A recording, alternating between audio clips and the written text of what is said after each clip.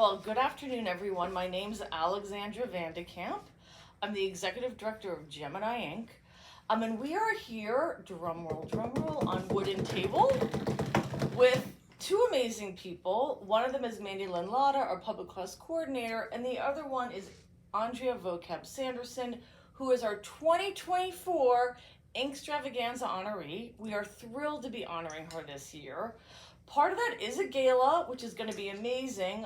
We'll talk about the amazing title that Vocab came up with. That it's going to be in 2 months, September 8th at the McNay Art Museum. But we thought, what did I say? September. Okay, November 8th, everyone. You didn't hear that. Okay. But gala aside, we'll talk about that in a minute. We just wanted to sit down and spend some time with Vocab, who's such an important part of our creative community, and literally have an informal kind of gab chat with her. So I have some questions that are a little bit more about like your literary career, all that, and then we'll kind of have fun with other kinds of questions. Sounds good. Let's do it. Okay, so you're at an interesting point in your creative life. Yeah. Yeah. Oh, it's a challenge. Yeah, you recently finished being our 2020-2023 San Antonio Poet Laureate. You did amazing things during your tenure. And now you're in this phase where you're, I'm sure, looking ahead and deciding, what do you most want to focus on? Right. So tell us, you're such a creative force. You're a musician, you're a poet, you're a performer. Tell us how you're viewing that right now. Yeah. Well, I'm viewing it with faith. Because it takes faith to be a full-time artist, and anyone out there who's been doing it or considering doing it, you should pray and keep on praying and keep on having belief and faith, because it takes that. You have to be motivated to sometimes make calls, and I came out of a season where I didn't have to make calls, and now it's like, now I gotta make calls, now I gotta send emails, now I gotta do a little bit more footwork. There's pursuing grants and things of that nature, and so that's kind of where I am at this point. So for the rest of this year, I am going into a season where I will be working with UTSA, and there's a portion of the school it's called Democratizing Racial Justice. They have a program called Democratizing Racial Justice, where I'm bringing back the Echo Project, revitalizing it and doing it there, because it's really important to me that community gets oral history and learns about the movers and shakers in our community who have helped to make it great. So I'll be talking to more leaders of faith, I'll be talking to more artists, I'll be talking to more people that work in the political arena or the education arena, and having these intergenerational conversations between young poets and maybe even elders in community, or even young people that are gonna be they're like legends in the making. Get them interviewed, and then have people write poems and do creative expressions regarding that person.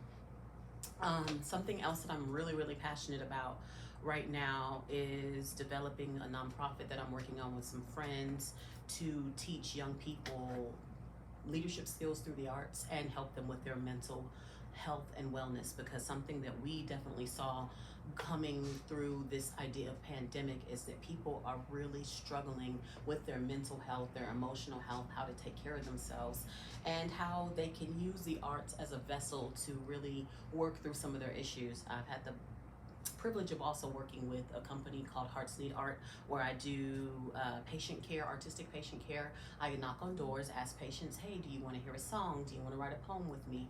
Do you want to tell me your story and I write a poem for you? And seeing how their energy shifts, their countenance shifts in just the time of hanging out with them for a few minutes, it means a lot, and I want to, dive deeper into doing programs like that. Yeah. So, and Hearts Needs Arts is a great program. So you're actually in the hospital, correct? Yes, wow. I work at Northeast Methodist. So it's almost like bedside artistic enhancement. Absolutely. Okay, They're cool. literally laying in their bed, and we are sitting in the room with them, talking to them, hearing their stories and stuff like that. Yeah. No, I'm sure that's an amazing experience for them. And just a quick clarification question. So do you want to just tell everyone when you began the Echo Project? Sure. So I started the Echo Project a couple years into my term as Poet Laureate. I received a fellowship from the Academy of American Poets for for this project specifically, because you have to submit to them your idea for a project you know, like I call it a legacy project, they call it something else. But to me, it's my legacy for the city. It was to start, you know, creating, and it had more than one purpose. One was these intergenerational conversations, right? Another was telling people's history and their story through someone's poem and highlighting people in the community that I think are really important and deserve it. And then another aspect of it was seeing poets have quality video of themselves and audio, because poets want to go for grants. We want to get fellowships. We want to be artists abroad, and a lot of artists don't have quality footage of themselves. They don't have a good bio written. They don't have their curriculum vitae or their resume out in a space and have it all packaged nice and neat to where they can submit it. And I want people to have like a quick boom, here's your one sheet where you can submit this and add it to whatever package you're sending off for a grant or for a fellowship or for a residency. I want people to have that easy access in their emails. They can just pull it up and put it into their whatever they're putting together. Yeah, so all of that.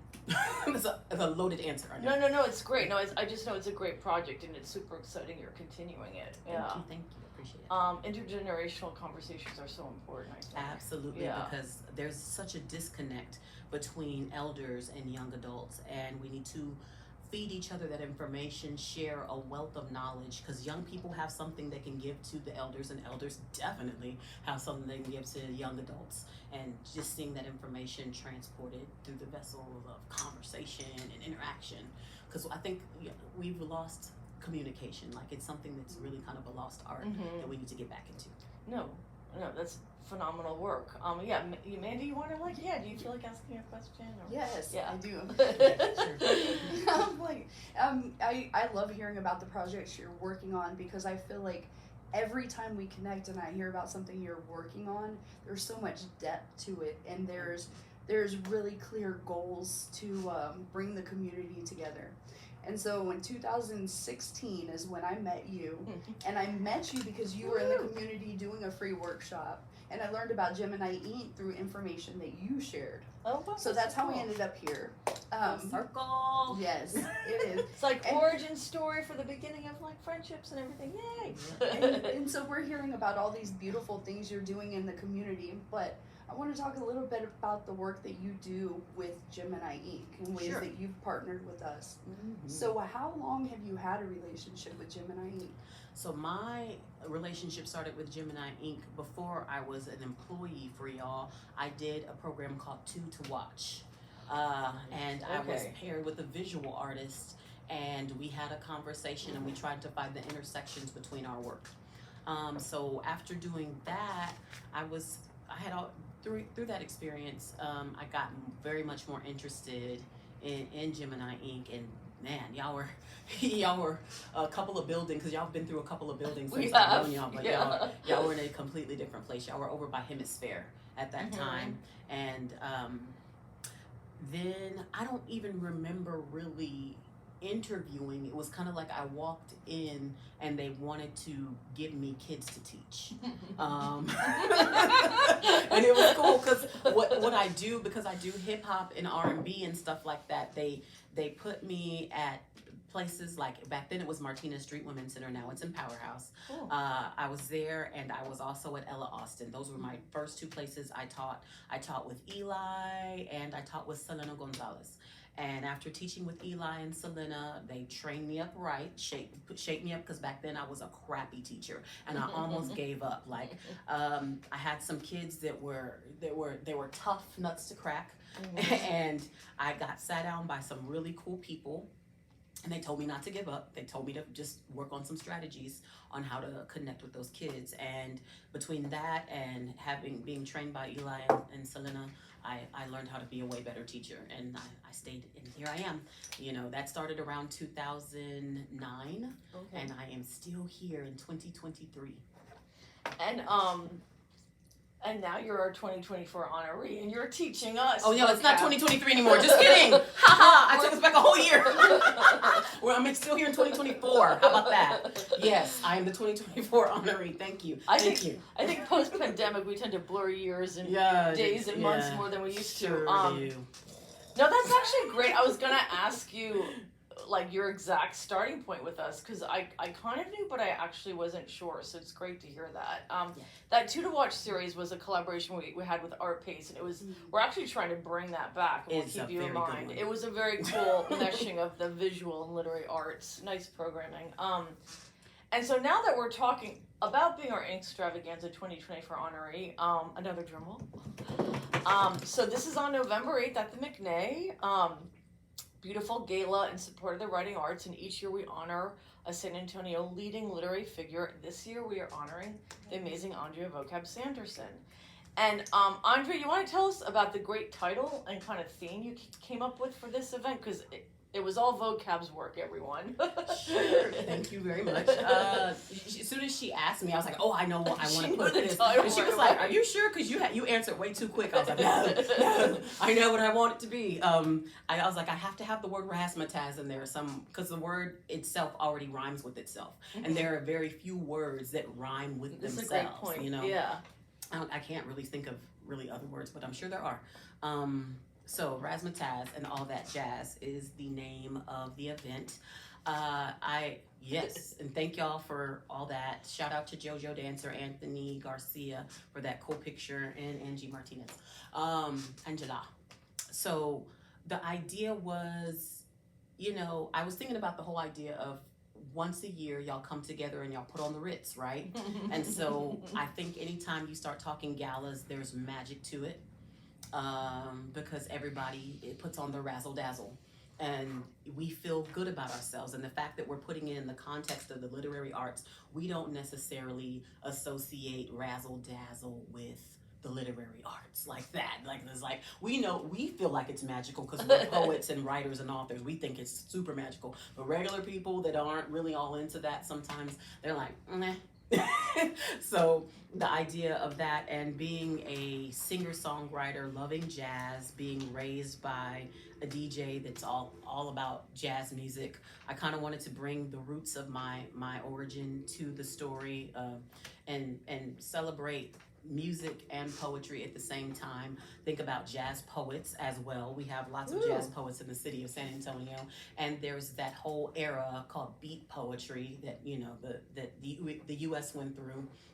And even the roots of me as a spoken word artist, thinking about the last poets and people like Angela Davis and revolutionaries, Nikki Giovanni, people who used the meter, the rhythm, the cadence to drive home their point.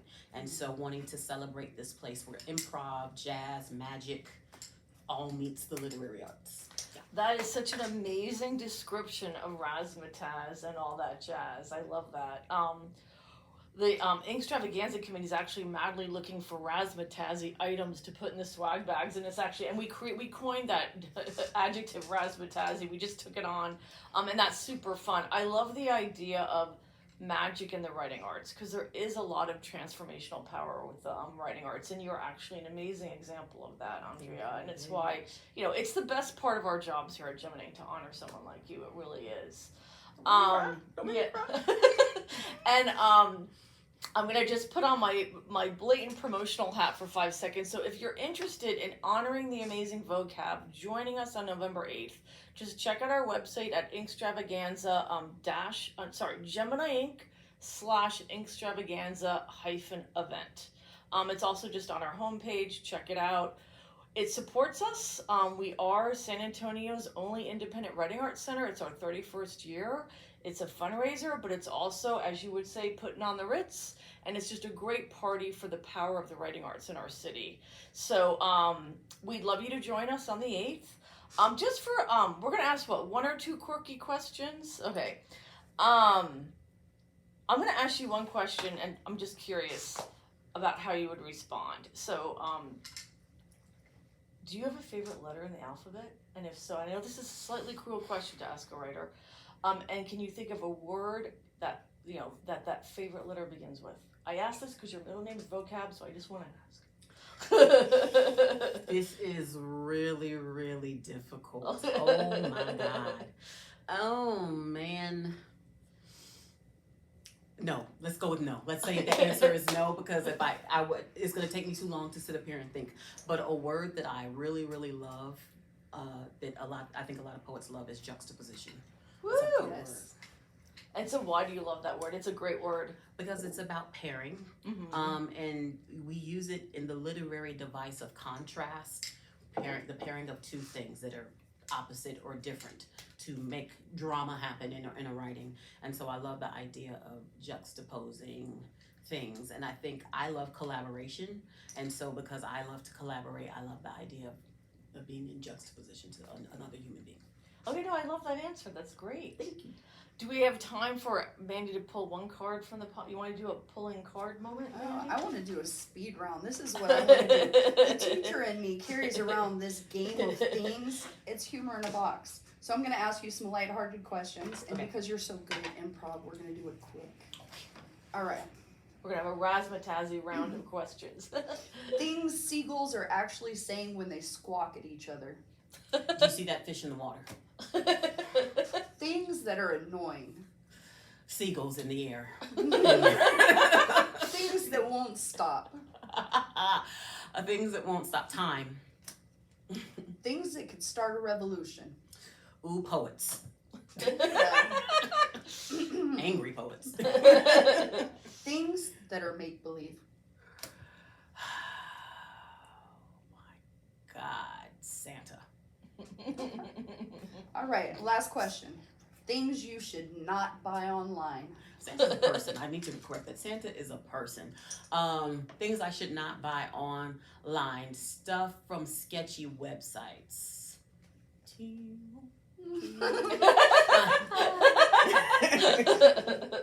Okay, I think that's it. Thank you. Well, everyone, this was just great spending time with Vocab this afternoon. My name's Alexandra Vandekamp. I'm the executive director of Gemini Ink. We're here in downtown San Antonio, and thanks for joining us.